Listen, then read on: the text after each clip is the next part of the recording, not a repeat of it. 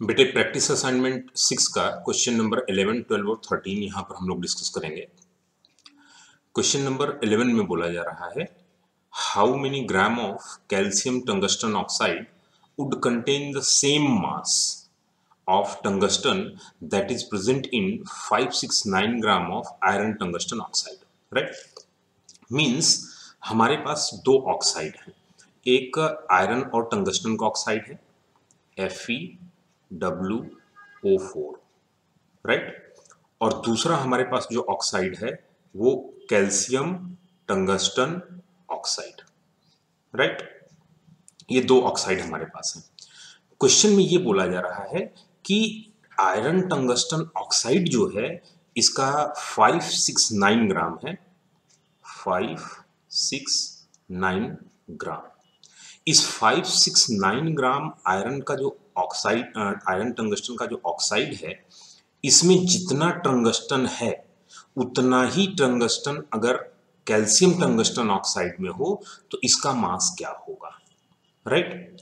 तो बेटा इसे कैसे सॉल्व करेंगे हम सबसे पहले निकालते हैं आयरन टंगस्टन ऑक्साइड के 569 ग्राम में टोटल मोल्स कितने हैं। तो इसके मोल्स कितने हो जाएंगे, moles of iron tungsten oxide, इसके मोल्स हो जाएंगे, moles is equal to its mass 569 and divided by its molecular mass. और आयरन टंगस्टन ऑक्साइड का जो मॉलिक्यूलर मास है ये आपका 303.847, राइट। इसको बेटा आप सॉल्व कर लोगे, कैलकुलेटेड वैल्यू है तो ये आ जाएगी 1.873 ग्राम, 873 मोल्स, राइट। अब आप देखो, अगर आयरन टंगस्टन ऑक्साइड के मोल्स 1.873 हैं तो टंगस्टन के भी मोल 1.873 होंगे, राइट। क्यों? क्योंकि आयरन टंगस्टन ऑक्साइड के एक मॉलिक्यूल में टंगस्टन का एक एटम है, तो जितने मोल्स आयरन टंगस्टन ऑक्साइड के होंगे उतने ही मोल्स वहां पर टंगस्टन के होंगे। मींस आयरन टंगस्टन ऑक्साइड के मोल्स जो हैं 1.873 आए हैं, यही मोल्स किसके हैं, moles of tungsten, moles of tungsten, right. और इतने ही मोल्स टंगस्टन कहाँ होने चाहिए, कैल्शियम टंगस्टन ऑक्साइड में। मींस कैल्शियम टंगस्टन ऑक्साइड में भी इसके वन मॉलिक्यूल में टंगस्टन का वन एटम है, तो इतने मोल्स टंगस्टन होने के लिए कैल्शियम टंगस्टन ऑक्साइड का भी जो मोल्स है वो मोल्स कितना होना चाहिए, moles of calcium tungsten oxide must be 1.873, right. अब हमें मोल्स पता चल गया तो हमें फॉर्मूला पता है कि number of mole is equal to weight upon molecular weight, right. Moles हमारे पास कितने हैं 1.873, वेट हमें बेटा निकालना है कैल्शियम टंगस्टन ऑक्साइड का, और इसका जो मॉलिक्यूलर मास है वो 288 है, right, 288। Tungsten, iron tungsten oxide का मॉलिक्यूलर मास 288, आप इसे कैलकुलेट भी कर सकते हो।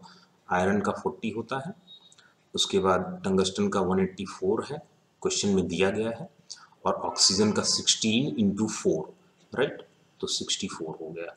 तो आप इसे टोटल कैलकुलेट कर लें तो ये हो गया 8, ये हो गया 10 और ये 8, 18 और 1 288, राइट। तो 288 से डिवाइड कर दिया। तो अब mass of calcium oxide, calcium tungsten oxide कितना हुआ, mass of calcium tungsten oxide is equal to, तो 1.873 इंटू 288, राइट। ये वैल्यू कितनी आ जाएगी बेटा, ये टोटल आप कैलकुलेट कर लोगे, ये वैल्यू आपकी कैलकुलेट करने पर आ जाएगी 539.4, 539.4 ग्राम। तो ये हमारा आंसर हो जाएगा, राइट। अब बेटे क्वेश्चन नंबर 12 की बात करेंगे। क्वेश्चन नंबर 12 में हमसे बोला जा रहा है the dot at the end of this sentence, means ये सेंटेंस एंड हो रहा है तो यहाँ पे एक डॉट लगा हुआ है, या किसी भी सेंटेंस के एंड में एक डॉट लगता है, राइट। और ये जो डॉट बना हुआ है, ये डॉट किस चीज से बना हुआ है? ये कार्बन से बना हुआ है। ये हम सपोज कर लें कि ये डॉट को बनाने में कार्बन लग रहा है। ये कह रहे हैं कि calculate the approximate atoms of carbon needed to make such a dot. ऐसे डॉट को बनाने के लिए अप्रोक्सीमेट कितने कार्बन के एटम्स लगेंगे, right? If mass is about 1 microgram, इसका जो मास है वो कितना है? 1 माइक्रोग्राम है। इसका मतलब ये हुआ बेटा कि 1 डॉट, जो एक डॉट है, this 1 dot is equal to 10 to the power -6। Microgram का मतलब हुआ 10 to the power -6 gram of carbon. ठीक है, कार्बन का 10 टू द पावर -6 ग्राम आ गया। ठीक, तो मास ऑफ कार्बन हमारे पास आ गया। तो हम यहां से क्या निकाल लें? Moles of carbon, right? तो moles of carbon is equal to mass of carbon 10 to the power -6 upon कितना बेटा? 12। ये कार्बन के मोल्स हो गए, राइट? कार्बन के मोल्स हमको पता चल गए कि कार्बन के मोल्स कितने हैं। अब इसके बाद हमें क्या निकालना है? ये बोल रहे हैं कि उसका मास निकालिए। उसका टोटल हमें क्या निकालना है? सॉरी, हमें निकालना है अप्रोक्सीमेट एटम्स। एटम्स कार्बन के कितने हैं? तो हमने कार्बन का जो हमें मास दिया गया था, हमने उसका क्या निकाल लिया? मोल निकाल लिया। मोल निकाल लिया तो एग्जैक्टली कितने एटम्स हैं, either in the form of mole भी हम इसका आंसर दे सकते हैं, लेकिन ये हमें पूछ रहे हैं कि नंबर के फॉर्मेट में आप बताइए, मोल्स के फॉर्मेट में नहीं हमें बताना है। तो हम क्या करेंगे? मोल को नंबर में कन्वर्ट करेंगे। तो number of carbon atom, number of carbon atoms, क्या करेंगे बेटा? मोल्स को नंबर में कन्वर्ट करने के लिए एवोगाड्रो नंबर से हम मल्टीप्लाई कर देते हैं। तो this is equal to into 6 into 10 to the power कितना हो जाएगा बेटा? 23, राइट? इसे हम सॉल्व करेंगे तो ये यहां से कैंसिल हो जाएगा और ये आ जाएगा 0.5 इंटू, और यहां से इसको हम कैंसिल कर देंगे तो 3 और 3 10 टू द पावर 17, राइट? अभी डिसिमल को हम यहां से हटाएंगे तो number of carbon atoms solve करने पे हमारे आ जाएंगे 5 into 10 to the power 16 atoms, right? ये हमारा करेक्ट आंसर हो गया। ठीक है, अब हम बात करते हैं बेटा क्वेश्चन नंबर 13 की। क्वेश्चन नंबर 13 में हमसे बोला जा रहा है an alloy has the iron, cobalt and molybdenum, और उनके जो परसेंटेज दिए गए हैं 71%, 12% and 17%, right? How many cobalt atoms are there in a cylinder of radius 2.5 centimetre and length 10 centimetre. ठीक है, और उसकी डेंसिटी हमें दे रखी है 8.2 ग्राम पर एमएल, राइट? अब देखो बेटे क्या करना है, हमें एक एलॉय का सिलेंडर दिया गया, राइट? ये एलॉय का सिलेंडर है एक।